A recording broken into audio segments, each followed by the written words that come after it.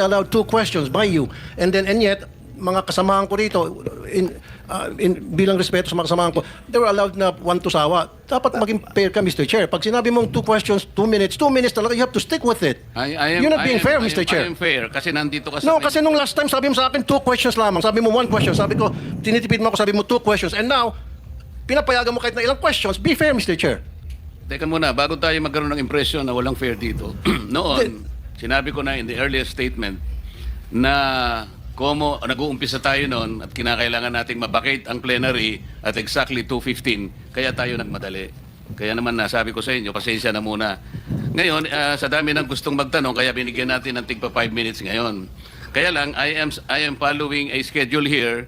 Ito pa yung nandito kung wala na si Senator Marcos, tapos ka na. Mr. Chair. Mr. Chairman, Chair, akala I ko made po a ako yung motion, sunod Mr. kay Chairman. Senator De La I have Rosa. a pending motion, Mr. Chair. I second the motion. And Hindi, duly kasi seconded, Mr. tapusin Chair. muna natin yung bitin na kasi hindi tayo, na parang tayo nagpapatintero, Madam Kowa eh. Ang tinatanong napakasimple lang, paano yung inaudit yung cost?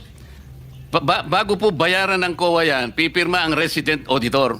Pati yung area auditor ninyo, meron kayong area director eh. Ibig nyo sabihin na bayaran ito nung walang pumirma na auditor? Your Honor, ganito po yung procedure natin.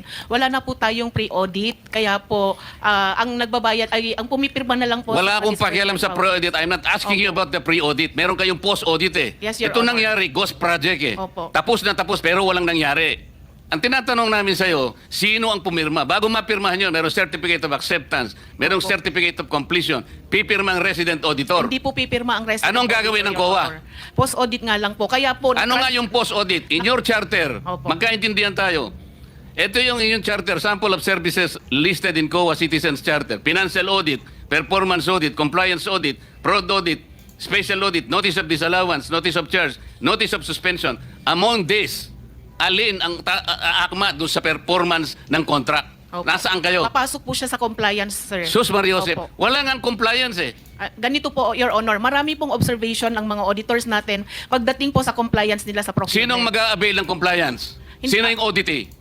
DPWH po sa case po natin Oh. ngayon, Your Honor. So anong nangyari? Marami pong observation ng mga auditors natin, sir, pagdating po sa compliance nila ng 9184. Kapag ba ang chairman mismo pumunta rito, he can present better questions than you, answers than you? Pareho lang din po yung isasagot, Your Honor. Kasi ganun Pareho po ang yung proseso isasagot. natin. Opo. O, sandali lang. Let us follow the... Mr. Chair. Mr. Chairman, Mr. Chair.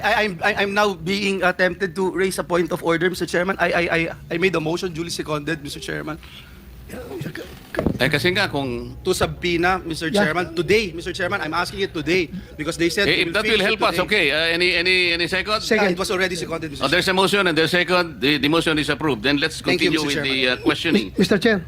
Sir, kasi yung 5 minutes ko, maraming sumingit. Last na lang, isa lang. Hindi kasi Maigsi. hindi na makakaano itong mga kasama natin. With the permission of Senator Tulfo. Senator Tulfo, maigsi lang. Maigsi lang. Ha? Di ba, Mr. Chair? Kasi ang sabi ng, Mr. Chair, sabi ng COA, Teka muna, with the permission of Senator Tulfo. okay lang? Clarification, Mr. Chair. Akala ko po ako yung Oo nga, kasunod kayo na po ang ni susunod. Senator Kaya De La lang, ang Rosa. daming ayaw pang bumitaw. Wala Hindi, tayong- hindi. Hindi ho, Maraming naghihintay kasunod. naman po Last ako. na to, last. Tinatanong ko lang Oh, po yung last. sequence. And then Salamat, last, Mr. and then Chair. Senator Risa. Salamat, Mr. Chair. Pagkatapos wala na si Senator Amy, Senator Rapi. Yeah. Sandali na, ikaw na po. Thank you, Mr. Chair. Mr. Chairman, considering that this representation is part of the leadership, Okay. Priority, we find priority, out, Mr. priority. Chairman, Okay. the list of... Last question, and then Senator Risa. Wala na si Senator Marcos, Senator Joel, Senator Rapi, Senator Robin, magkano ka? Senator Robin. And then Senator Mark. Okay, in that order. Thank you, Mr. Chair. Proceed, sir, proceed. Ma'am COA, sabi mo kanina, kaya hindi pa kayo nakapag-file ng kaso dahil itong mga ghost projects na ito ay 2025 nangyayari. Am I correct? At you need time para Sir, for makapag-file ka. clarification, isa po doon sa mga ghost projects na na-mention, sir, ay 2025. Pero sa iba po, hindi ko po masigurado kung anong taon. Okay, ganito.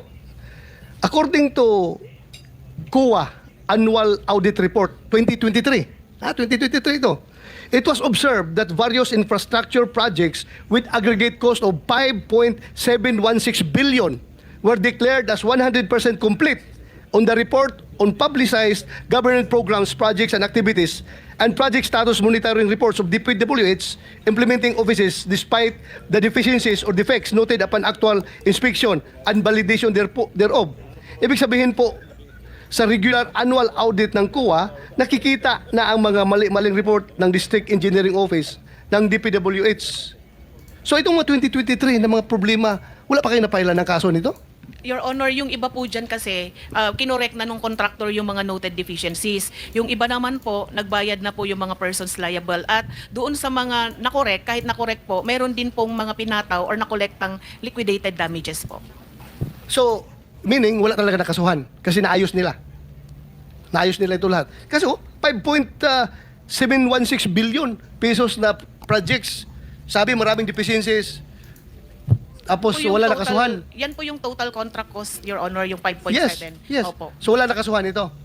Itatanong ko po kasi, Your Honor, consolidation po yan sa lahat ng regional and district engineering offices. Yes, I hope, ma'am. That's your mandate. That's your mandate. Kukunin po namin sa mga regional auditors Yeah, po gawin natin po ninyo. kung meron po silang mga pinailan po para po dyan. Salamat, ma'am.